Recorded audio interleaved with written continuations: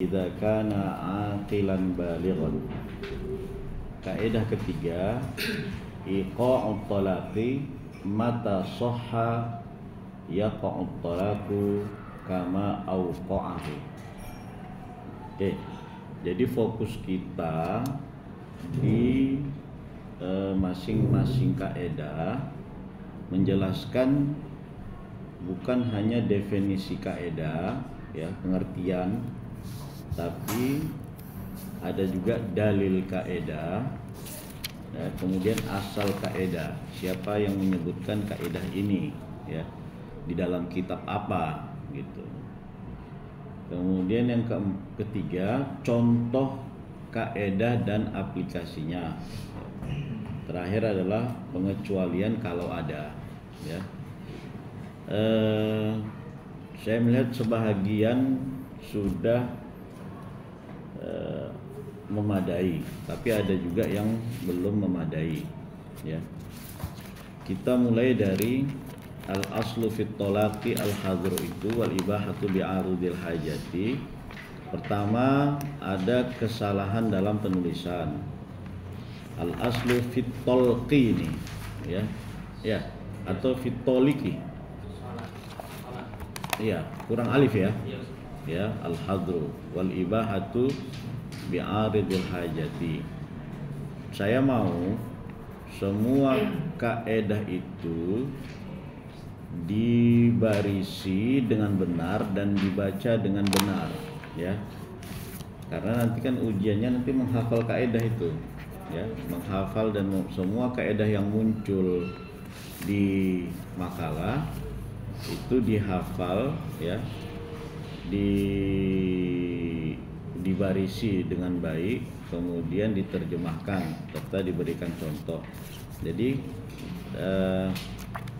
tadi masih membacanya masih ada beberapa kaidah, pernyataan ulama, bahkan Quran yang masih belepotan. Kita kan udah S2 ini, masih baca Quran belepotan juga ya kan. Kan gawat itu. Itu dia. Yang kedua ya,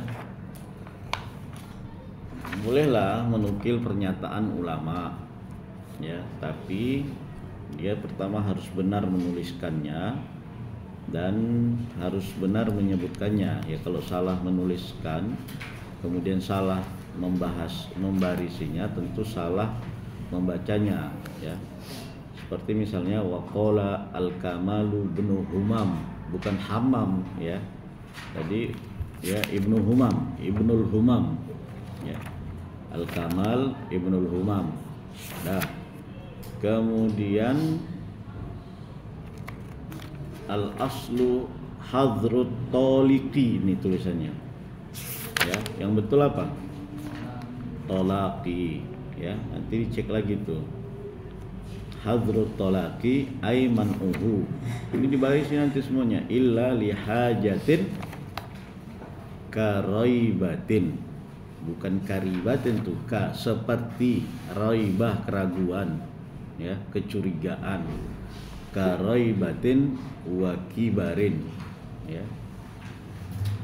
Wa rajjaha ibnu Abidin hadzal ra'ya. Terus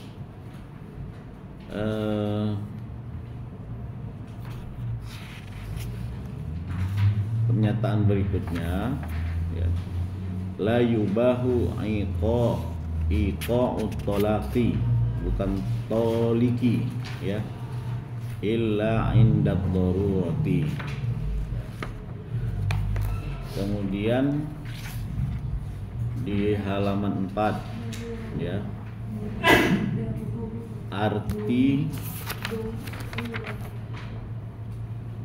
apa itu? Ini ada footnote-nya, objek H323. Kita nggak pakai objek lokcit lagi ya. Ya udah lama kita tinggalkan itu. Diganti aja. Kalau ibid ini kemana nih? Ke Samsudin Al-Sarakhsi Ya, jadi Sarokhsi itu boleh dibaca Sarkhosi, boleh dibaca Sarokhsi, ya. Kitabnya namanya Al-Mabsut. Al-Mabsut itu sekitar 12 jilid kalau nggak silap, ya. Warnanya, bukunya warna hijau, cetakannya besar, ya. Hanafi, ya. Dan dia boleh, memang gitu. Ada yang membaca Sarokhsi, ada Sarkhosi, ya. Jadi jangan disalahkan yang membaca Sarokhsi atau Sarkhosi. Kemudian ayat tadi, berarti ini dia objeknya ini buat aja ibitnya ke apa, mabsut tadi ya. Terus ayat itu terjemahannya, setelah terjemahan kan dibuat Quran, surat, QS dan seterusnya, kemudian dirujuk. Gimana cara merujuknya? Ya, nggak cukup Al-Quran dan terjemahannya, tapi siapa pengarangnya? Kalau ini biasanya kan Departemen Agama atau Kementerian Agama Republik Indonesia, ya. Al-Quran dan terjemahannya, cetakannya PT Khazanah dan seterusnya. Terus halaman 5 begitu juga al-aslu fi ibahati tolaki, bukan toliki, al-kitabu wa sunnatu wa imja'u. Atau apa? Ijma'. Ini terbalik-balik hurufnya, ya. Salah tulis. Oke. Kemudian ya, hadis fi'liyah, ada hadis fi'liyah. Paragraf berikutnya, ya. Yang ada sunnah fi'liyah atau hadis fi'li, karena itu kan sifat mausuf, ya. Hadis fi'li atau sunnah fi'liyah, ya. Karena itu sifat mausuf. Kalau yang disifati muzakkar, maka yang mensifatinya muzakkar juga, atau sebaliknya. Kalau yang disifati muannas, maka yang mensifatinya muannas juga. Kemudian ya, yaqa'u tolaku kulli zaujin. Ini yaqa'u tolku, ya. Ya. Dan membacanya harus benar gitu ya. Tadi masih ada beberapa kesalahan, ya. Yaqa'u tolaku kulli zaujin idza, ada alifnya, kana akilan balighan, ya.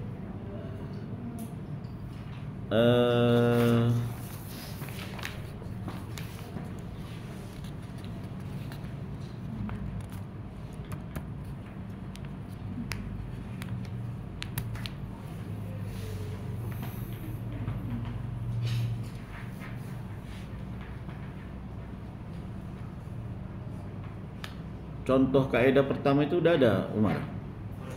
Contoh kaidah pertama, al-aslu fit talaqi al-hadru itu.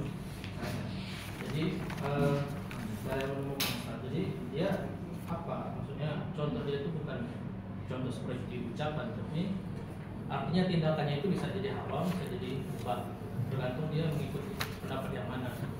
Kalau seandainya dia mentalak istrinya, seorang mentalak istrinya, dia mengikuti pendapat mazhab Hanafi, maka harus didasari dengan niat gitu.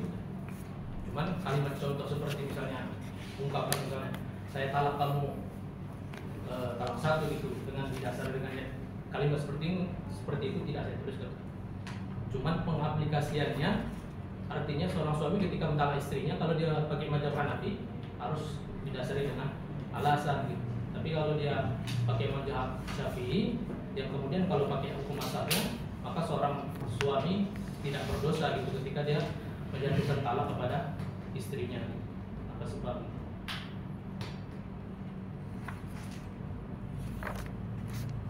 Oke.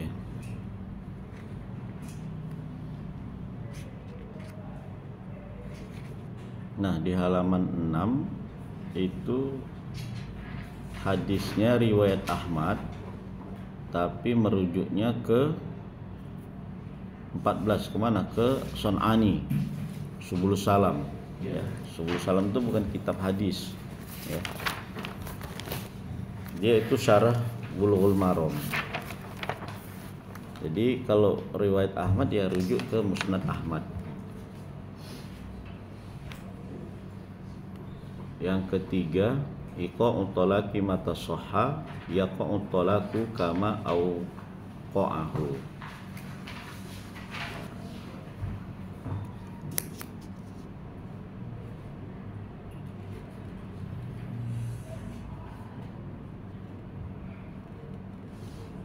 Baik, ada hadis ini ya. Pertama Anjabirin.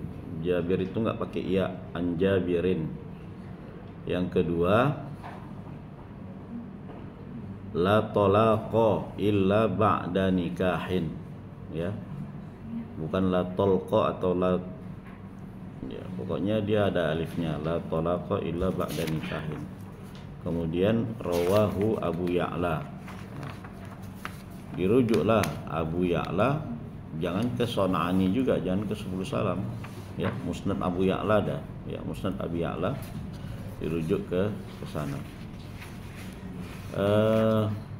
Nah, sekarang pertanyaan pertama, masalah talak tanpa sebab, ya.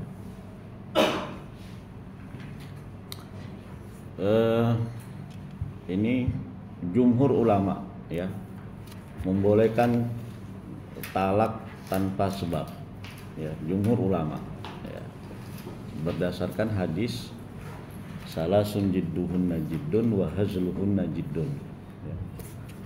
3 hal yang seriusnya serius dan candanya juga menjadi serius. Ketika walaupun dia bercanda tanpa sebab, tetap jatuh talaknya, ya, tetap jatuh talaknya. Masalahnya tadi seperti yang disebutkan, ya, kalau dia diucapkan di luar pengadilan, maka pengadilan tidak akan mengakui itu sebagai talak, ya. Padahal fatwa MUI Sumut sudah ada yang menjelaskan tentang bahwa talak yang diucapkan di luar pengadilan jatuh talaknya, tapi dianjurkan untuk isbat talak di depan pengadilan, ya. Sampai sekarang pengadilan, hakim tidak pernah menggubris, ya, menggubris itu, gitu, ya. Tapi dalam banyak kasus hakim pengadilan agama itu selalu membuat putusan, ya, yang belum pernah difatwakan oleh MUI. Ketika ada fatwa, mereka nggak mau membuat putusan itu, tapi belum difatwakan oleh MUI, ya.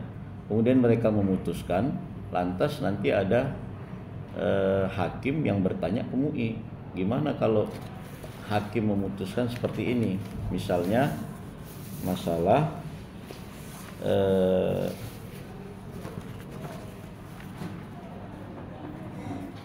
pengasuhan hadonah anak bersamaan antara ibu dan ayah setelah menikah, ya. Mereka putuskan bahwa itu boleh, dan mereka beri hak, misalnya 1 minggu di tempat si bapak, 1 minggu di tempat si ibu, misalnya, kan, karena mereka sudah bercerai. Kalau melihat kepada fikih, ya, maka ada urutan-urutannya. Hadonah itu kepada ibu. Kalau ibunya murtad, baru pindah ke ibunya ibu, ya. Kalau ibunya menikah lagi, pindah hak hadonahnya itu, gitu, ya. Walaupun begitu, ya, tetap kita kasih solusi, ya, untuk share parenting itu namanya, istilahnya. Jadi hak asuh anak, ya, secara bersamaan, secara bersama antara orang tua laki-laki dan orang tua perempuan. Dan banyak kasus-kasus lain, ya, ketika tidak ada fatwa, ya, dan fikih pun tidak berpendapat demikian, ya, pengadilan membuat keputusan di luar pendapat fikih gitu ya, bahkan di luar KHI ya. KHI tidak juga seperti itu gitu kan, mereka memutuskan di luar fikih dan di luar KHI, tapi justru sudah ada putusan ya, mereka sudah ada fatwa, mereka tidak mau memutuskan ya sesuai dengan fatwa yang sudah dibuat. Oke, tadi debatnya panjang sekali di masalah di sharih dan kinayah ya, yang panjang debatnya itu. Oke, ya. Ini di semua kitab fikih ada pembagian talak itu menjadi dua. Ada namanya talak sharih dan ada namanya talak kinayah. Talak sharih itu adalah talak dengan lafaz talak. Aku talak kamu. Itu talak sharih. Sementara talak kinayah adalah talak yang tidak lafaznya bukan lafaz talak ya. Jadi kalau disebutkan di sini misalnya ya, contohnya ya, ruhi. Ruhi itu dari bahasa Arab, roha ya ruh. Ruh itu artinya pergilah. Jadi kata-kata pergi aja itu sudah kinayah. Makanya kita tidak bisa membatasi mana yang kinayah, maksudnya lafaz kinayah yang mana yang dianggap talak. Barometernya adalah niat. Kalau niatnya ya itu talak ya, apapun yang diucapkan yang mengarah ke sana walaupun bukan kata-kata tolak itu dianggap sudah talak. Ya. Itu seperti tadi, ruhi, pergi kau. Ya, entah pun pergi ke pasar, kemana, pergi ngantar anak sekolah, pergi keluar, pokoknya kata-kata ruhi itu saja itu sudah talak kinayah. Atau idhabi, atau ukhruji, keluar aja dari rumah ya.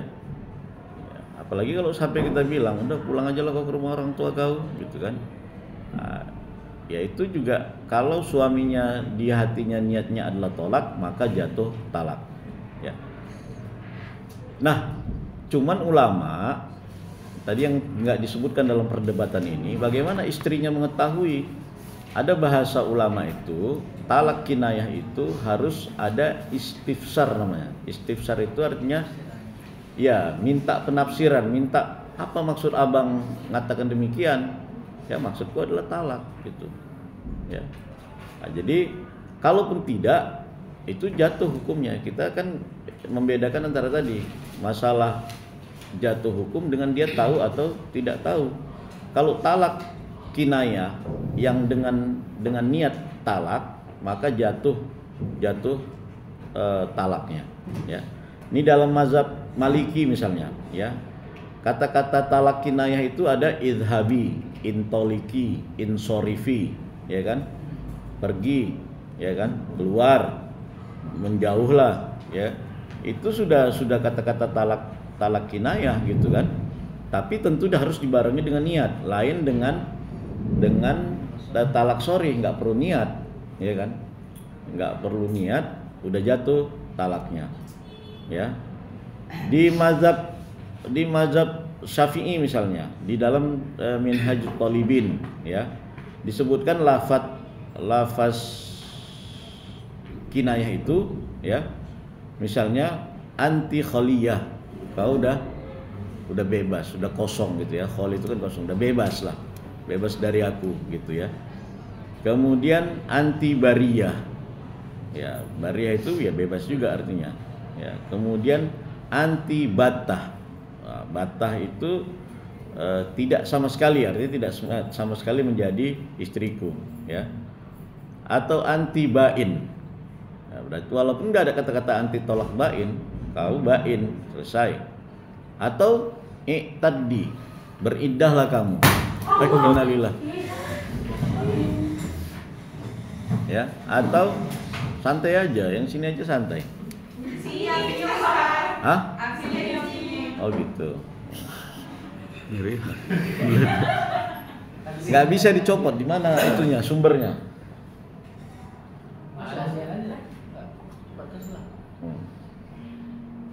Apa ada ngecas? Bakar ada. Oke. Yang penting nggak ada kebakaran kan, udah kan? Ah udah, nggak apa-apa. Nah, terus tadi beriddahlah kamu, walaupun nggak ada kata-kata talak, tapi dengan kata-kata itu sudah tolak kinayah, tapi harus ada niat. Ketika kita bilang sama istri kita tadi maksudnya adalah talak, maka jatuh talak. Cuman perempuan ini istifsar untuk dia mengetahui apakah suaminya mentalak dia atau tidak, ya. Maka dia tanya, istifsar, apa itu maksudnya bang? Ya talak lah, gitu ya. Terus ilhaqi bi ahliki, ya, ini yang perdebatan kita tadi. Pergi kau ke tempat keluargamu, pulang kau ke rumah orang tuamu, sama itu ilhaqi bi ahliki, ya. Itu sudah kinayah juga, tapi dikaitkan dengan niat. Ada niat jatuh, nggak ada niat nggak jatuh talak, ya. Kemudian a'zibi itu apa sekarang? Jadi asing. Kalau tidak ada pasangannya, jomblo lah kau. Nah, itu azib, itu aslinya jomblo. Jadi kalau laki-laki jomblo namanya azab. Azab, iya, azab, ya. Nah, jadi bukan azab, azab, ya. Nah, jadi jomblo lah kau, artinya kau udah nggak punya suami lagi, gitu kan?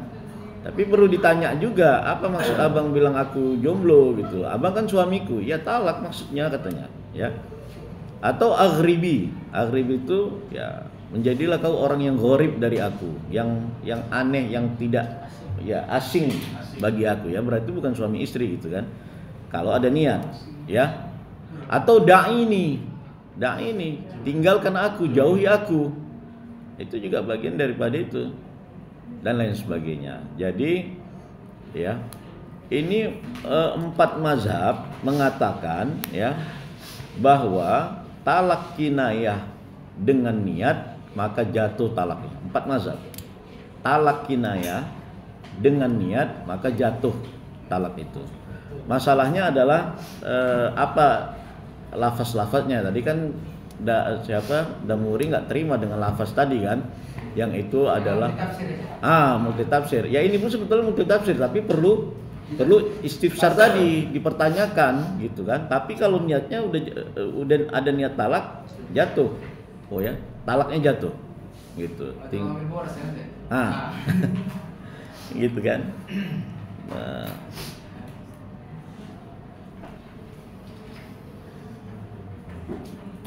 Oke, saya kira itu mudah-mudahan tidak ada perdebatan lagi.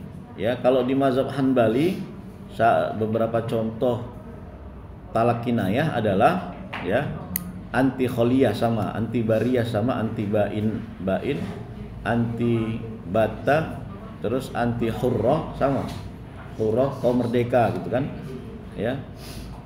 Antil haraj, antil khafiyah, ukhruji idhabi zawwiqi tarajja'i wa'taddi istabri'i i'tazili walasti li bi imro'ah. Nah itu lasti li bi imro'ah, kau bukan perempuanku, tapi nggak dibilang kau bukan istriku, atau tidak ada lafaz tolak ya kan. Nah, wa alhiqi bi ahliki, balik kau ke rumah keluargamu. Jadi itu ya, jadi mudah-mudahan tidak ada perdebatan lagi ya bahwa talak kinayah itu jatuh apabila diniatkan. Masalah istrinya tahu nggak tahu, tanyalah, bang, ya, kok abang nggak mau lagi tidur sama aku? Ya kita kan udah talak, gitu kan. Loh, maka apa yang bilang itulah yang ku bilang, pulang ke rumah orang tua kau udah talak tuh gitu. Jadi kalau ada niat maka jatuh talak. Tapi di kinayah ya, di sore nggak perlu niat, ya di sore tidak perlu niat. Apalagi masalah yang tadi. Itu saya kira permasalahan yang panjang tadi kan. Mau saya sela, saya bilang nanti kalau saya sela di 40-50 menit pertama, nanti 1,5 jam saya ngomong gitu kan. Jadi biarkan aja kan sampai udah mau selesai setengah jam lagi, nggak apa-apa, diserahkan ke saya, nggak capek saya ngomong gitu ya. Nah, untuk makalah kedua saya